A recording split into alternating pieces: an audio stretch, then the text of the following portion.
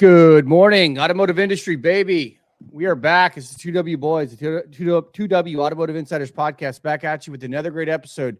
And it is so exciting to just come back every single week every week to come back with new leaders, new cutting edge things that's happening in the industry. We see so many different pressures happening. We have this whole political climate that is shifting how capital is moving. What's kind of going to be the future? But again, as always, we love staying right at that kind of cutting edge. We love staying at that intersection of the innovation leaders and founders and CEOs. We want the visionaries to come in and discuss how they see the future. What do they think of the opportunities? That's really kind of what changes and transforms industries. It's not just one person. It could be one person, but it's the collectiveness of ideas. And that's really our focus. But we have a very special guest, Johanness, on today.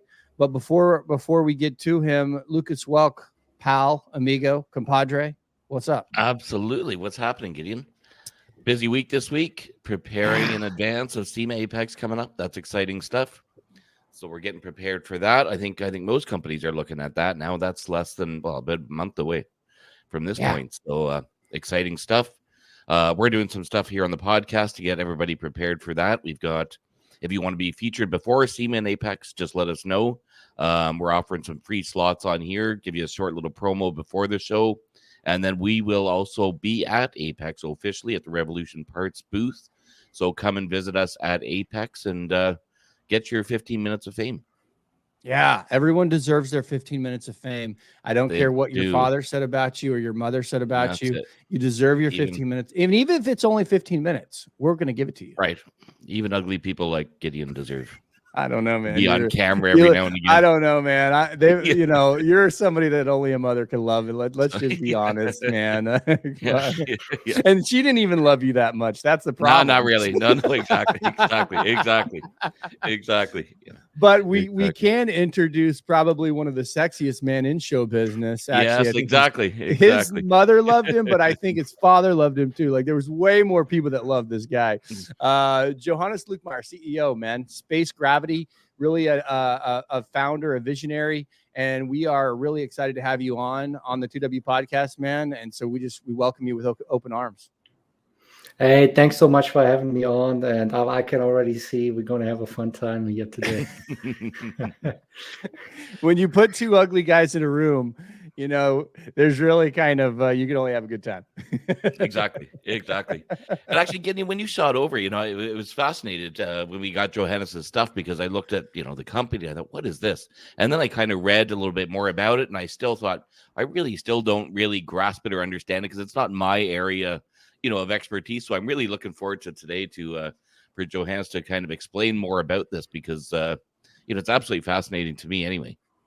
Well, and I think that's important. I think it's super. I mean, we talk a lot about the electrification of vehicles. We talk a lot about the changing tides from the internal combustion engine to the hybrid now, to into the EV. We talk about a lot of the global markets. We talk about, what's happening in, say, North America versus other continents where maybe they look at transportation in a different lens. But as we get into this, I mean, Johanness, I'd really just love to kind of understand and, your background and kind of how you got into this space. I think you're really in a niche area, and I think it's really cool. Hey, look, I'm almost in my 40s. I grew up in the 90s. I wanted to be a rock star when I was a kid, I want to be up there on stage with Guns N' Roses, rocking out with my guitar. And when college came around, I actually did study music technology. And we are talking early 2000s here. And you could already grasp with what was it, Napster coming around and everything, that the music industry is changing. Also, technology helped, and that's a good thing. So people could record stuff at home, record music, get creative at home. I mean, nowadays you only need a laptop or even a tablet, and you can write #1 songs, hits. I mean, generally speaking. So I got into like computer games. I didn't see the Rockstar scenario working out anymore, And then I was like, yeah, maybe I could do music for computer games. Always loved computer games. And I did a master's in Ireland. This was during the economic crisis. I would have stayed in Ireland, but the job situation was really bad. So I moved back to Germany. And at the time, this is like 2007, 8, 9, 10-ish. In Germany, nobody like really cared about computer games. People were buying the games, playing the games, but there were no gaming studios because Germans, they're engineers, they like to bend metal. That's what they do. That's why they got all the cars. I mean, the legacy auto. Totally the legacy, yeah. And so I mean, I also saw the gaming, being in like a composer, musician, sound designer for games. It's going to be tough here in Germany. Probably not going to make good money or even a lot. Yeah, good money. Let's call it that. And then over some contacts, I got into BMW. And at the time, like 2010-ish, they were just looking for people like me. They wanted to focus more on the whole sound design of the car at the time. And obviously they had the NVH, the acoustic engineers, but they were lacking like the creativity, how to use those computer tools to create sound, to create music, what people like me were doing. And that's how I started out at BMW. I was actually working on all the warning sounds, the chimes, because they, in most cars, it was past 10, 20 years, whatever, it was like pling, plong, pling. Nowadays, it's a bit more sophisticated. And at the time, BMW was like, in most automakers, and let's make those sounds more sophisticated, because they had to be in there for safety reasons. There needs to be a sound when you don't buckle up your seatbelt, all those kind of things. And they said, let's spend some money on this. So they hired me.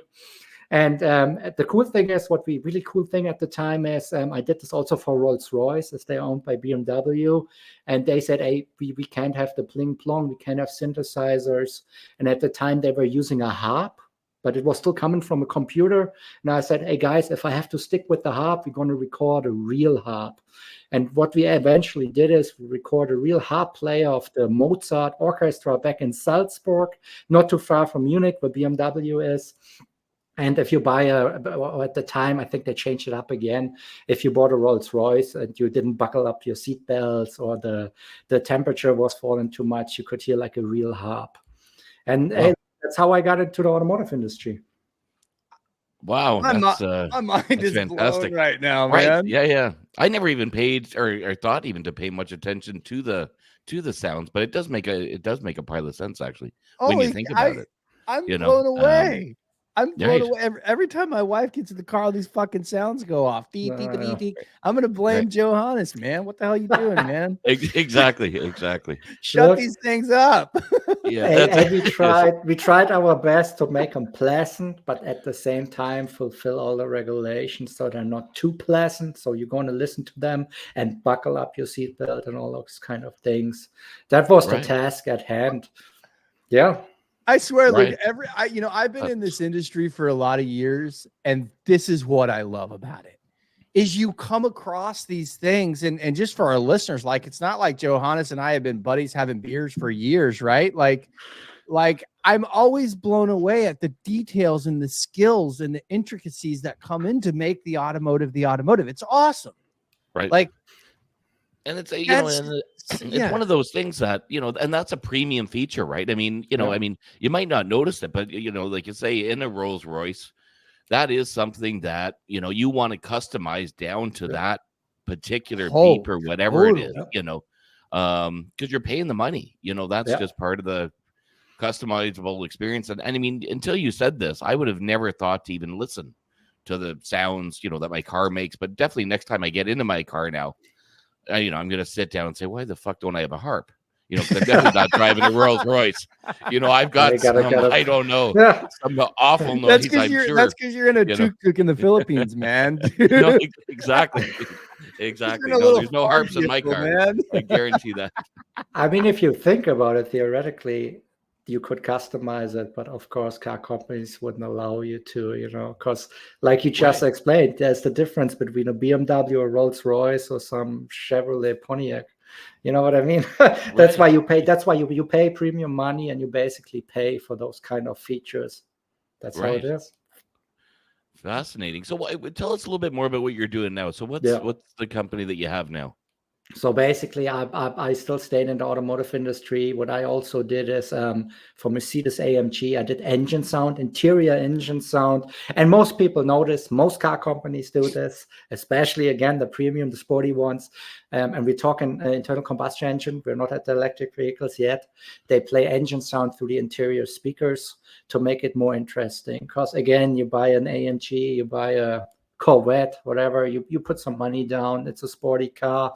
You want some experience.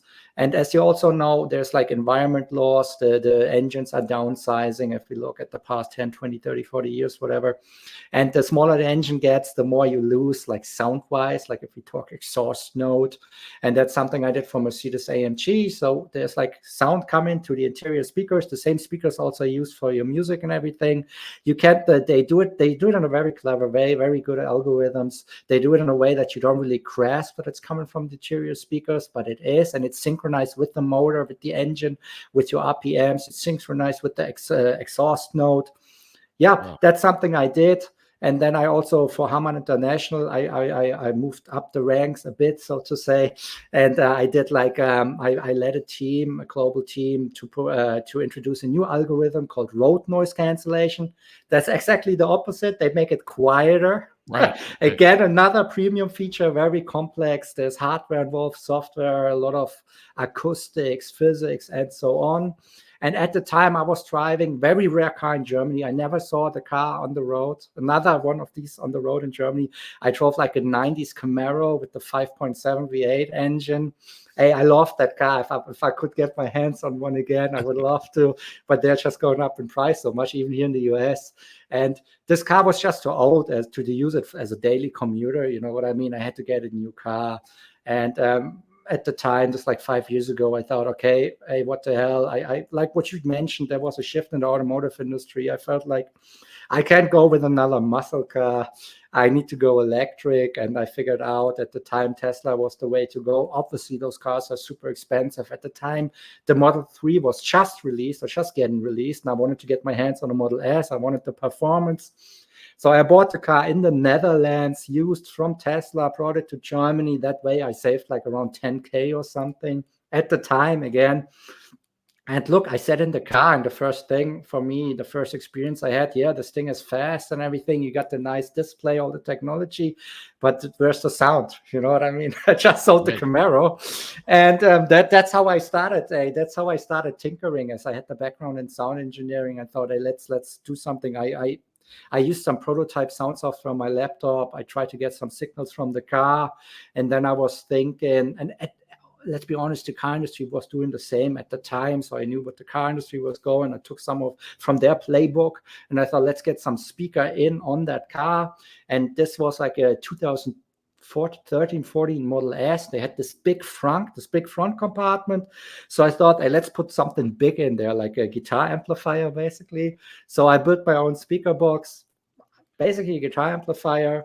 I programmed something on my laptop. And the cool thing about the software I had on my laptop, I could just change the sounds.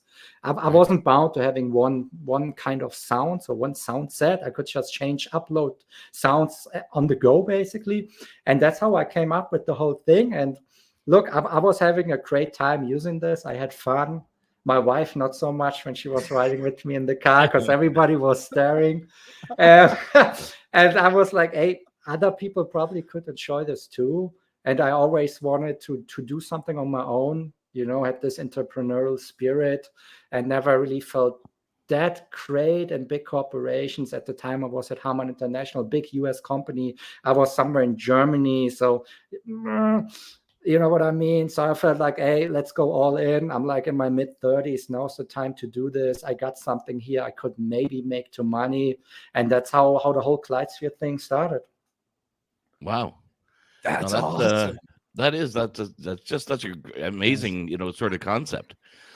So you're selling to individual consumers then? Yep. So okay. So that's your focus now. No, that's interesting, because again, sometimes, when you were talking about the volume, and the noise, sometimes you would want the volume. You're driving down the road, you want that car sounding noise. And then other times you may have people in your car and you're like, no, I don't want to hear the engine. I don't want to hear, that sort of thing. So that's fascinating. So is that a separate system then? If you're listening to music, let's say, for example, can you still have the noise, the car noise, or not the car noise, or does that interrupt it? It's completely independent. So the way we Okay. structured this, we designed this is it's basically a high-powered speaker. Like I said, basically some sort of a guitar amplifier. You put this in the front. It's completely wireless. It comes with its own battery, which is remote controlled. Also something completely new we developed. And then you got an app on your phone. The app gets data from the car, sends the sound to the speaker. It's all wireless, all real time. And like what you just mentioned, the idea was really that this is like independent of the car somehow. Right. So you don't have to modify the car. You don't need to, drill any holes. You can still listen to music. Like for example, in the Tesla, you got the Spotify and everything in the head unit. So you still listen to your music. And what you just mentioned, I think that's a really good point. Yeah, if you're with your wife on the highway, you might want to listen to a podcast or turn that engine noise off. But then as soon as you leave the highway, you go into town, you maybe want to have the engine noise. So you turn it on. You can change the volume on the go. And another, I think, really cool feature is you can change the sound on the go. You drive into Dallas. I'm in Dallas. You drive Dallas downtown with the muscle car, and you leave with the spaceship. Like whatever you want to do. Yeah. Or you may want it very, very loud when you're with your wife in the car. And then, Dude, in my case, yeah, you come out of the bar and you pick up a wild ass chick. I want that shit to be. Yeah. I want that thing freaking going, baby. What did you say? Sorry about that. Sorry. And then, if you pick up like a librarian, like someone who's just kind of nice and cute, you all right, honey, we're just gonna get. Yeah, exactly. There you go. Exactly. It's all possible. And it adjusts as to who's in the car. Fascinating, man. I'm so fascinated right now. I mean, to me, this was like I want to say the obvious next step, because if you look at YouTube or podcasts or Netflix, nowadays you don't go to the cinema. I mean, some people still do. You watch stuff on YouTube. So people get creative. They create their own content. And with our system, you can also upload your own sounds, and then they get they go into the app, and the algorithm takes care of them. So the idea is really be creative and give the power to the consumer. Because I had the feeling with the car companies, especially legacy car makers, yes, they sold a lot of car, they made bit money, like Mercedes and so on, BMW, here the same, General Motors, whatever. They kind of patronizing the consumer, the user, We tell, or Porsche, like Porsche Taycan is a prime example. They have one sound in there, the electric Porsche. Yeah. Hey, why have one sound when you can have thousands? Right. Yeah. Right. And what kind of sounds are we talking about? So let's say, what are some of the more popular kind of sounds that people are looking for or that you can offer? Yeah, very funny or fun observation we made when we launched this product.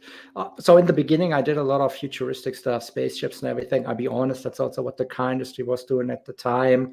I was still thinking like an engineer, legacy auto engineer. So I did the spaceships, and the first testers, first customers, they came back to us, and we really tried to communicate with the customers. We're in contact with most of our customers, and they said, look, the spaceship stuff is cool. We get it, because those cars are futuristic. I mean, they're still cars, they're not spaceships. Sure. But they wanted like real engines, and basically they just wanted this flexibility. Some people say, I want the Lamborghini full blown out V12, and then also a lot of people actually asked us, hey, can we have stuff from movies? Like the Jetsons was a big request, because it's just such a unique sound. And if you look at the Jetsons, this cartoon, I think it's made in the 60s, 70s, 60s. And back then, those people who did the sounds, they called them Foley artists, not even sound designers. They didn't have the synthesizers. They did those sounds like with machines and stuff, And that's why it's such a unique sound, distinctive sound. And we have it in the system. We got the Jetsons, and I'll be honest, it's not a pleasant sound. But I know a lot of our customers, they just like it. They love it, basically. Yeah. No, that's super interesting. My mind's just kind of rolling with, all the different applications with this. I mean, And I mean, I'm going to throw this out there. It's not something we had talked about, or what's your thoughts? But like, I mean, even if you went inside and let's say it custom greets you, or you open the door, or I'm just saying, different applications for exactly what you're doing, in the high end market, or like the limousine market, or but I'm sure there's so many different applications that you can think of for it. Definitely. So interesting. I shot you, Lucas. I shot you the link, Lucas. You can check it out. It's so badass.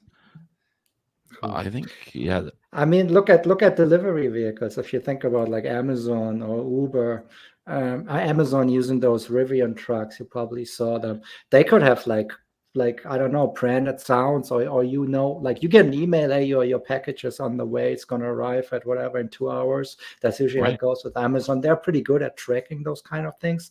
You could hear it, you know what I mean? You could have like this is my sound, this is my package arriving. Yeah, absolutely. But again, what you guys said in the beginning, I think there's just not enough people out there doing this. It's still a very niche.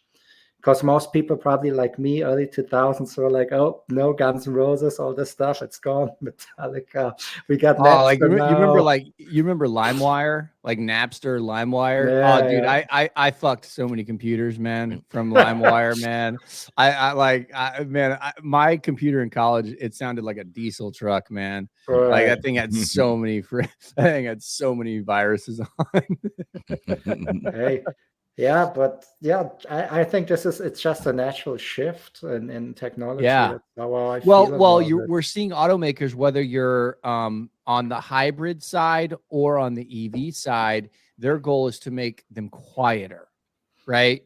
Yes and no. Like, well, yeah. I'm saying, your everyday, like, but people don't, you know what I mean? Like, I guess, well, the EV is a quiet vehicle, right? But that's kind of where you can kind of develop this next level sound. I'm just fascinated. This is awesome. I mean, it's really, again, it's like you're right what you're saying. So I'm also convinced the majority of people, like my wife, no, but the majority of people, they want the EVs quiet. It makes sense. But then again, there's people, what we calculate, there's 5% of people who own or buy an EV, they want this. Because it just gives you this option. And again, if you want it quiet, then turn it off, turn the volume up, turn it down, change the sound. It's an optional thing. If you buy a Ferrari, okay, let's not go too extreme. Let's say a Corvette, you always got this thing. You can't really turn it down or something. It's always there, the loud exhaust. Right. Yeah. So walk us through the Ray. I know you went through a capital raise recently. Yeah. How to walk us through that? Anything on that? Sure. So, I mean, obviously, we are still a startup. We are still like trying to figure stuff out. We got customers and everything. At the moment, we focus on the US market. And because I'm in the US, it makes sense here. It's a big market, obviously. But we get requests from people all over the place, Europe, Dubai. And also, at the moment, we only sell for Tesla vehicles because they sell the most electric cars. But we got people reaching out to us like electric Harley Davidsons. We got people, BYD, Seagull in Australia, with like all the Chinese EV manufacturers coming in now. So we want to expand this onto all electric cars, or let's say all electric cars with the frunk. Of course, a lot of people with the Ford Mach-E, the Mustang Mach-E reaching out to us. And then, so we need money because we're a startup. This is not only software, it's also hardware. And that's why we talk to investors, angel investors, advisors, and they basically said, hey, look, your product, this is something people understand this right away. It's sexy, it looks cool. Go the equity crowdfunding round. And what this basically does is, there's different platforms out there which allow you to show off your product. They show all the details about the company, your sales, your revenues, your team, everything. And then people can decide if you want to basically buy shares in it. It's not like you're on the stock market, but it's a similar concept. They buy shares in the company. You can. We did this. We launched like around 2 weeks ago with a company called Micro Ventures. It's a platform based in Austin, Texas. They also had in their portfolio in the past, they had Uber, they had SpaceX. So they got the big names. That's why we are really happy that they took us in. They only take a 0.05%. And you go on there, you can see everything. You can see our revenue, you can see our net profit. You get all the details, and this is all they do. Due diligence. There's everything is transparent, everything is real, no lies, nothing fake. And then you can decide, hey, you want to put $1,000 in there, you want to put $100 in there, and hopefully down the line at some point we sell this company to a big supplier, like a big car audio supplier, make some money, and then you make money too. That's the idea. And let me add something here. What we also did is, so you probably know this, if you go into forums like Reddit and so on, a lot of people call this, because there's already cars out there. We talked about the Porsche Taycan.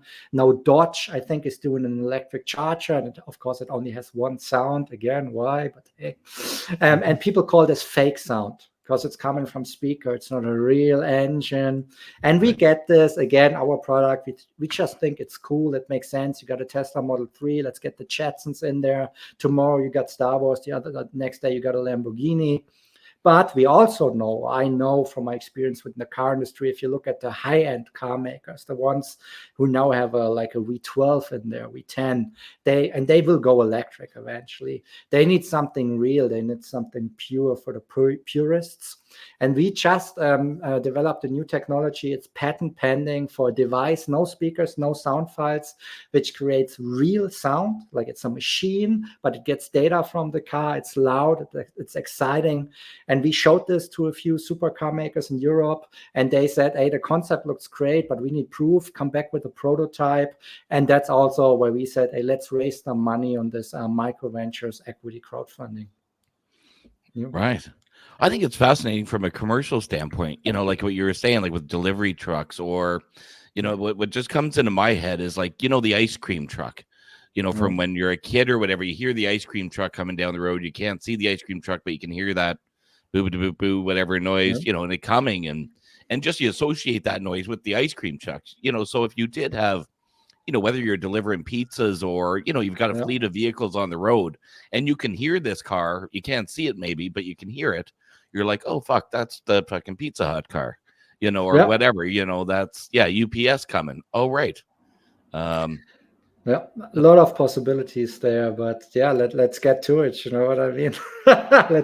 Let's start working on it. Right, exactly. No, I think that's fascinating. And like I say, just from the corporate aspect, I'm just thinking when there's, and with the sounds on the inside of the cars, if you've got a wedding or if you've got a limousine fleet or you've got, and again, just being able to customize all that stuff for the people that are going to be coming into the vehicles, the VIPs, and to understand what their likes are, I think that's a huge advantage, especially for the VIP market.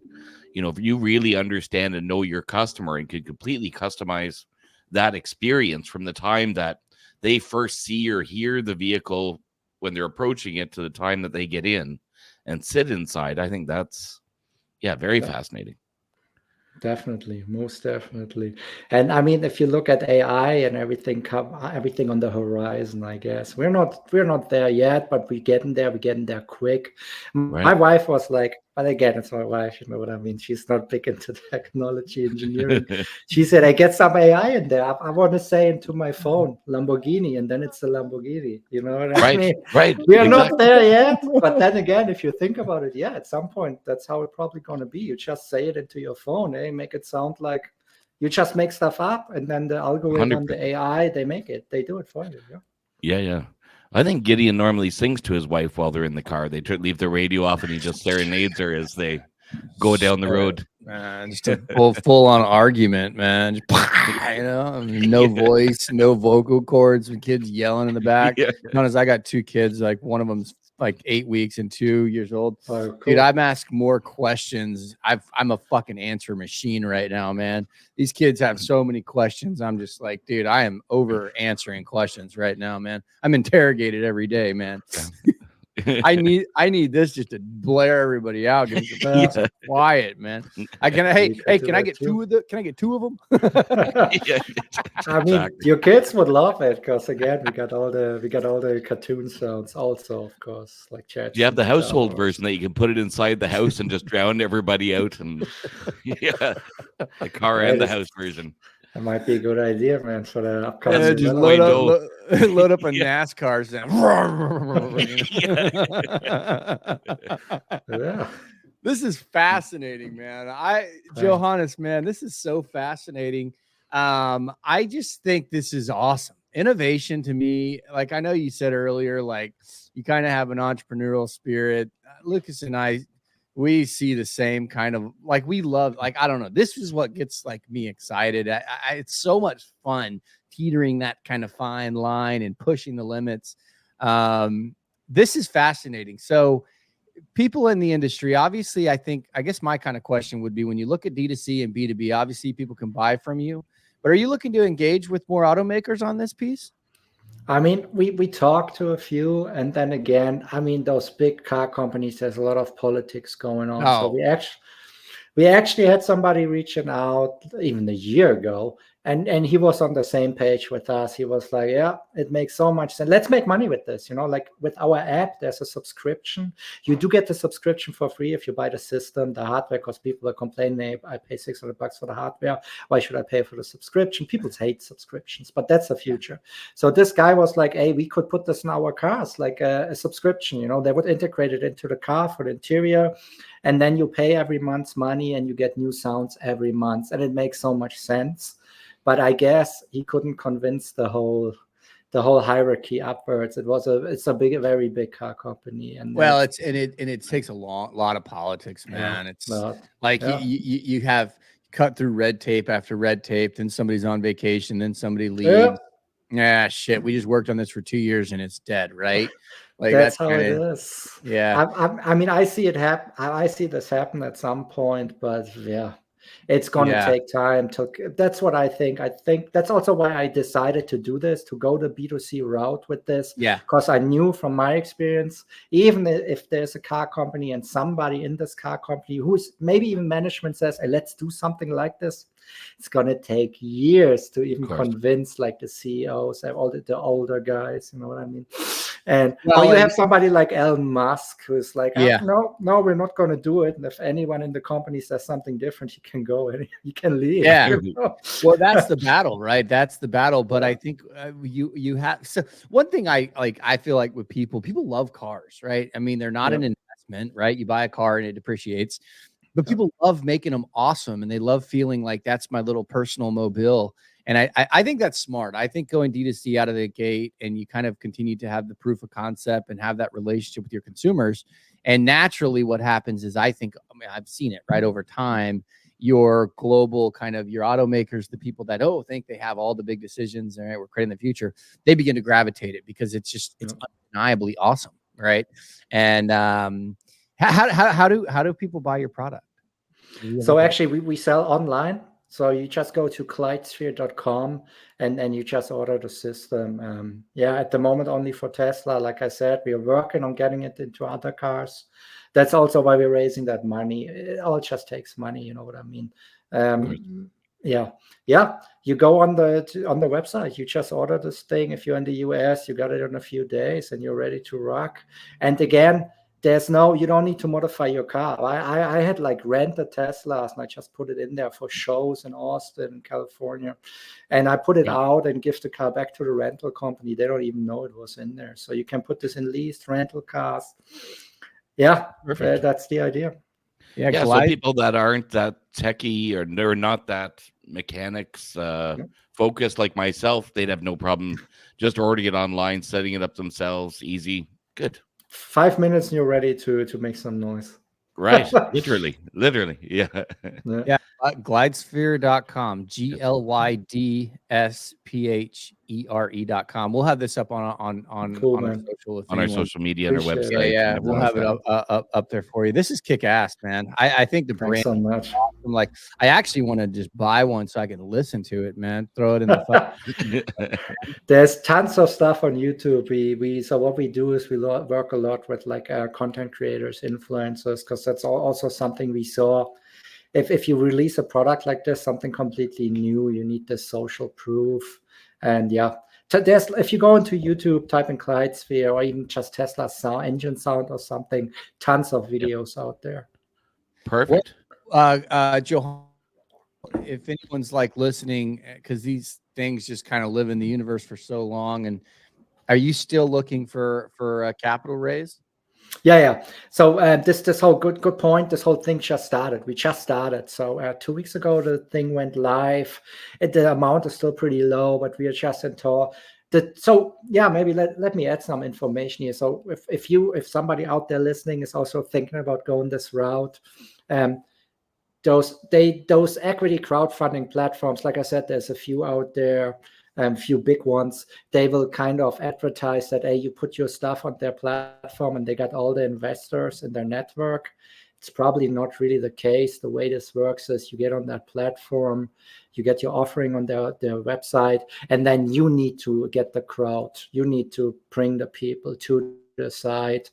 And how this works is it's two ways. You talk to investors, angel investors. Hopefully those people also ship in larger amounts, like 10K or something. But you also try to talk to your customers, to your social network, and get those people to ship in. Like for our campaign, the minimum is $100. So you can even start with $100 if you feel comfortable about it. And yeah, you got to bring the people to the platform and invest in your company. And we actually, at the moment, we're working full time on this because we need a bit of money. We already have the blueprint for our next development. So we will make the software accessible for other EVs out there to get this into as many EVs as possible.